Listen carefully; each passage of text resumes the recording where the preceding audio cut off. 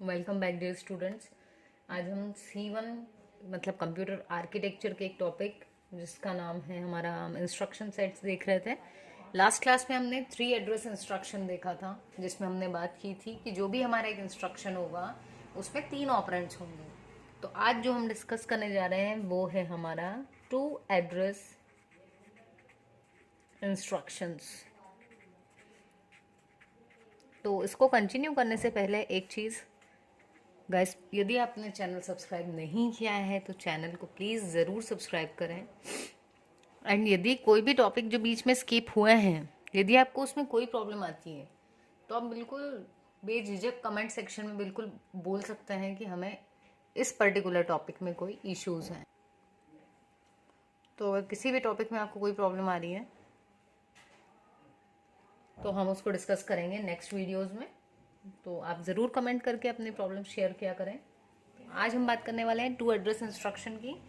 देखिए, तो कोई भी इंस्ट्रक्शन की यदि बात हो रही है, कोई भी ऑपरेशन परफॉर्म कर रहे हैं, तो एक तो क्या होगा, जब हम इंस्ट्रक्शन लिखेंगे तो उसका फॉर्मेट होगा कि सबसे पहले हम ऑप कोड लिखेंगे, ठीक, और उसके बाद में हम लिखते हैं ऑपरेंड्स, ठीक। अब नंबर ऑफ ऑपरेंड्स कितने होंगे ये हमें किससे पता चलता है, यहाँ पर हमारा इंस्ट्रक्शन का टाइप क्या है उससे। जैसे 3 एड्रेस इंस्ट्रक्शन था तो उसमें 3 ऑपरेंड्स थे, ठीक है। अब ये क्योंकि 2 एड्रेस इंस्ट्रक्शन है तो यहाँ पर हम कितने ऑपरेंड्स देखेंगे, 2 ऑपरेंड्स। अब क्वेश्चन आता है कि मैडम ऑपरेंड्स क्या होता है। तो ऑपरेंड्स जिन वेरिएबल्स पे हम ऑपरेशन परफॉर्म कर रहे हैं वो होते हैं ऑपरेंड्स, ठीक है। तो ये जो ऑपरेंड है, हो सकता है कि ऑपरेंड मतलब कोई वैल्यू, तो हो सकता है कि वो वैल्यू आपकी किसी रजिस्टर में रखी हुई हो कंप्यूटर के, या फिर ये भी हो सकता है कि वो जो है कहीं किसी मेमोरी लोकेशन पर हमारा कोई डेटा रखा हुआ है, उस पर हम कोई ऑपरेशन परफॉर्म करना चाह रहे हैं, ठीक है। तो ये दोनों हो सकता है किसी रजिस्टर का नाम आए। तो अभी जब हम रजिस्टर्स की बात करेंगे तो R1 और R2, और यदि मेमोरी लोकेशंस होगी तो हम उसको वेरिएबल्स मतलब ABCD किसी से भी इंडिकेट कर सकते हैं समझने के लिए, ठीक है। तो यदि इसके एग्जाम्पल की बात करूं तो जो हमने पिछले वीडियो में भी देखा था कि जैसे मूव लिखा है, ठीक है। पिछले वीडियो में हमारा एक इंस्ट्रक्शन था मूव R1, A, B। तो सॉरी, मूव वाला नहीं, इसमें ऐड का था। मूव के केस में तो 2 ही ऑपरेंड्स यूज़ करते हैं। तो हमने इसमें देखा था ऐड R1, A, B। तो इसमें क्या था कि 3 ऑपरेंड्स थे, इसलिए हमने इस इंस्ट्रक्शन को कहा था कि ये 3 एड्रेस इंस्ट्रक्शन है। यहाँ क्या हो रहा था, ये 2 के अंदर जो वैल्यूज रखी हुई हैं वो ऐड हो रही थी, क्योंकि ऑपरेशन ऑप कोड मतलब ये, तो ये क्या था, एडिशन, ठीक। और ये थे आपके ऑपरेंड्स, ये दोनों ऐड हो रहे हैं और इसमें सेव हो रही थी वैल्यू। मतलब R1 में क्या आ रहा था, मेमोरी लोकेशन A पर जो भी डेटा था प्लस मेमोरी लोकेशन B पर जो भी डेटा था, वो दोनों ऐड होकर के किस में आ रहे थे, R1 में। तो ये एक एग्जाम्पल था किसका, 3 एड्रेस इंस्ट्रक्शन का। आज हम डिस्कस करने वाले हैं 2 एड्रेस इंस्ट्रक्शन। तो इसको समझने के लिए ये ज़रूरी था, ठीक। फॉर्मेट हमेशा क्या होगा, सबसे पहले ऑप कोड आएगा। यदि 2 एड्रेस है तो 2 ही ऑपरेंड्स आएंगे, यदि 3 एड्रेस था तो 3 ऑपरेंड्स आए थे। 1 एड्रेस के केस में सिर्फ एक ऑपरेंड आएगा, वो हम देखेंगे आने वाली वीडियोस में। तो देखिए, अपन अगेन अपनी जो प्रॉब्लम थी जो हमने पिछले वीडियो में ली थी, यदि आपने वो वीडियो नहीं देखी है तो ज़रूर से एक बार 3 एड्रेस इंस्ट्रक्शन को पहले चेक करके आए, फिर आपको ये वाली वीडियो थोड़ी ज़्यादा क्लियरली समझ में आएगी। चलिए, तो ये है हमारा एक, हमें इस एक्सप्रेशन को सॉल्व करने के लिए प्रोग्राम लिखना है। वो प्रोग्राम किस में लिखना है, असेंबली लैंग्वेज में, ठीक है। तो असेंबली लैंग्वेज के प्रोग्राम्स इस फॉर्मेट को फॉलो करते हैं। तो अब देखिए, सबसे पहले क्या करना है, हम ब्रैकेट को सॉल्व करेंगे। तो क्योंकि 2 एड्रेस इंस्ट्रक्शन है तो हम पहला इंस्ट्रक्शन ले रहे हैं मूव R1, A। ये क्या करेगा, देखो, एडिशन सब्ट्रैक्शन जितने भी हमारे ऑपरेशंस हैं उसमें ज़रूरी है कि एक तो हमारा रजिस्टर हो, ठीक। तो रजिस्टर की हमने बात की R1 और R2, तो देखो ABCD तो मेमोरी लोकेशंस पर डेटा रखे हुए हैं। ज़रूरी है कि अगर A और B को ऐड करना है तो इन दोनों में से कोई एक किस में हो, इन दोनों में से किसी एक रजिस्टर में। तो क्या किया हमने, A वाली लोकेशन पर जो भी डेटा था वो किस में ले आए हम, R1 में। यदि मैं कमेंट करके बताऊं मतलब इस इंस्ट्रक्शन का मतलब क्या होगा, तो इसका मतलब होगा कि मान लो यहाँ पर अपने पास कोई मेमोरीज है, ठीक है। यहाँ पर जिस मेमोरी का नंबर है हमने A कहा, इसमें कोई डेटा रखा हुआ है, ठीक। B पर भी कोई डेटा है, C पे भी कोई डेटा रखा हुआ है एंड D पर भी कोई डेटा रखा हुआ है। अब क्या करना है, ये जो A में जो डेटा था वो किस में लाएंगे, पहले हम R1 में। तो किससे आएगा वो, MOV। ये इंस्ट्रक्शन क्या करती है, डेटा को ट्रांसफर करती है, मतलब कॉपी करती है। तो A में जो डेटा था वो किस में कॉपी हो गया, R1 में। अब क्या करना है हमको, अब एक रजिस्टर चलेगा, दूसरा डायरेक्ट लोकेशन भी हो सकती है। तो हम यहाँ लिख देंगे ऐड R1, B। देखिए, तो जनरली जिन कंप्यूटर्स में टू एड्रेस इंस्ट्रक्शन फॉलो किया जाता है वो कंप्यूटर्स कमर्शियल कंप्यूटर्स होते हैं जो नॉर्मली हम यूज़ करते हैं, ठीक है। तो उसमें इंस्ट्रक्शंस ये वाले फॉलो होते हैं। तो यहाँ पर क्या होगा, R1 और B दोनों का डेटा ऐड होगा और किस में चला जाएगा, R1 में।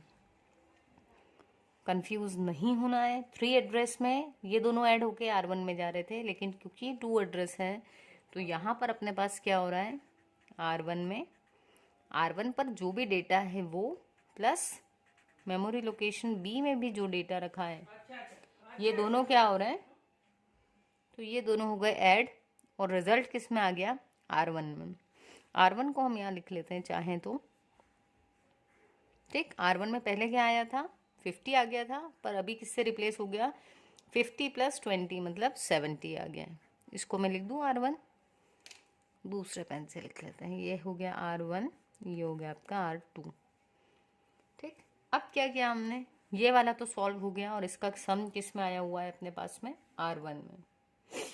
अब हमें क्या करना है, ये भी चाहिए, तभी फिर हम इन दोनों को मल्टीप्लाई करेंगे। तो अब हमने क्या किया, इन दोनों में से किसी एक को मूव करवा लेते हैं, R2 में करवा लेते हैं। तो मूव R2, C, मतलब C का जो डेटा था वो किस में आ जाएगा, R2 में। C में क्या डेटा था 40, अभी किस में आ जाएगा, R2 में। फिर क्या हुआ, अब हमको क्या करवाना है, इसको ऐड करना है किससे, D में जो डेटा था उससे। तो हम क्या लिखेंगे, ऐड R2, D। इससे क्या होगा, R2 प्लस D पर जो भी डेटा है वो दोनों ऐड होंगे। R2 में क्या था 40 और D में क्या था 10, तो दोनों मिलके 50 होकर के किस में आ जाएगा, फिर से R2 में। तो ये अब ओवरराइट हो गया 50, ये दोनों का एडिशन इसमें, इन दोनों का एडिशन इसमें। अब क्या करेंगे नेक्स्ट हम, यहाँ तक आई होप आपको क्लियर होगा। यदि कहीं कोई डाउट रहे तो आप कमेंट्स में पूछ सकते हैं। नेक्स्ट क्या करना है, इन दोनों में आ गया हमारा डेटा, इसका आ गया R1 में, इसका आ गया R2 में। अब इन दोनों के बीच में क्या है, मल्टीप्लिकेशन। तो सिंपली हम क्या लिख देंगे, MUL R1, R2। तो इससे क्या होगा, R1 के अंदर R1 मल्टीप्लाई R2 का जो भी मल्टीप्लिकेशन होगा इनका 17 to 50, उसका रिजल्ट किस में आ जाएगा, R1 के अंदर। तो यदि अभी के केस में कहूँ तो इसमें आ जाएगा 3500, ठीक। फिर क्या हुआ, अब हमको क्या करना है, ये पूरा सॉल्व हो चुका है, आंसर कहाँ पर लिखा हुआ है, R1 में। उसको कॉपी किस में करवाना है, X में। तो हम क्या करें, डेटा ट्रांसफ़र किससे करते हैं, मूव से। तो MOV, और इसमें क्या कर देंगे हम, X, R1। तो जो आपकी X वाली मेमोरी लोकेशन थी, मान लो ये थी, तो यहाँ पर क्या आ जाएगा आपका जो R1 का डेटा है, जो क्या था। तो यदि हम यहाँ पर देखें कि ये जो इंस्ट्रक्शंस हैं ये हैं आपके 2 एड्रेस, क्योंकि देखो यहाँ पर 2 ही ऑपरेंड है, ठीक है। और ऑपरेंड्स हो सकता है कि आपका कोई रजिस्टर हो जो हमने R1, R2 देखे, या फिर कोई मेमोरी लोकेशन हो। तो यदि मेमोरी लोकेशन है तो हमने उसको ABCD से देखा, और जब हम यहाँ की बात कर रहे हैं, ये पूरा कमेंट्स है, ये प्रोग्राम नहीं है, ये आपको समझाने के लिए लिखा गया है, ठीक है। तो एम और ब्रैकेट में ये लिखा है, मतलब इस मेमोरी लोकेशन पर जो डेटा रखा है वो, तो डेटा क्या था 50, तो यहाँ पर क्या होगा 50 कॉपी होगा किसमें, R1 में। मूव क्या करेगा, डेटा को कॉपी करता है या ट्रांसफर करता है, ठीक। कॉपी इसलिए कह रही हूँ क्योंकि ए में तो डेटा रहेगा ही, 50 था तो उसमें रहेगा ही, बट R1 में भी चला जाएगा इस एग्जीक्यूशन के बाद, ठीक है। ऐड में क्या हो रहा है, ये दोनों ऐड हो रहा है और सम आ किस में रहा है, R1 में। सो ऐसे ही हैं सारे। तो ये जो था हमारा, ये था टू एड्रेस इंस्ट्रक्शन।